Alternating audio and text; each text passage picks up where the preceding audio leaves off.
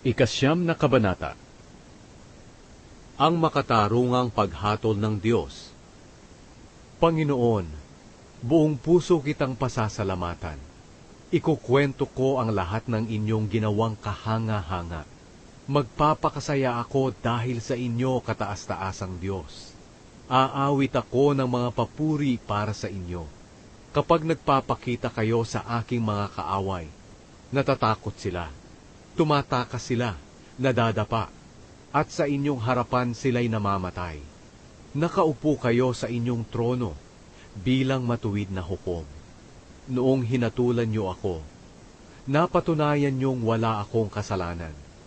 Hinatulan niyo at nilipol ang mga bansang masasama, kaya hindi na sila maaalala magpakailanman. Tuluyan ang nawala ang aking mga kaaway. Sila ay lubusang nawasak. Giniba niyo rin ang kanilang mga bayan, at sila'y lubusan ng makakalimutan.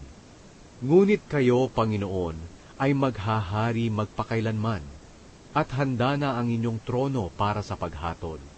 Hinahatulan niyo ng matuwid ang mga tao sa bawat bansa, at wala kayong kinikilingan.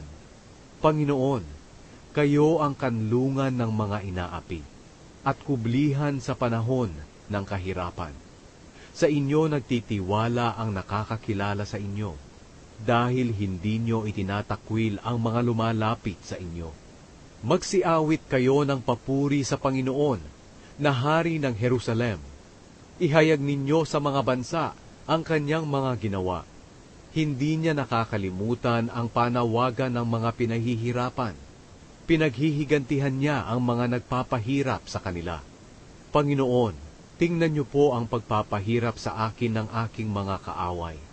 Maawa kayo sa akin, at iligtas niyo ako sa bingit ng kamatayan, upang masabi ko sa lahat ng tao sa pintuan ng Zion ang inyong mga ginawa, at ako'y magagalak at magpupuri dahil sa inyong pagliligtas.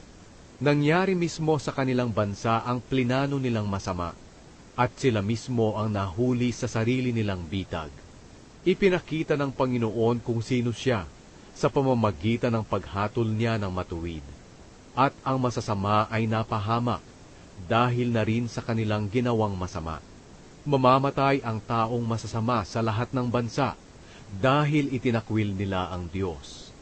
Ang mga dukha ay hindi laging pababayaan, at ang pag-asa ng mga mahihirap ay hindi na mawawala kailanman.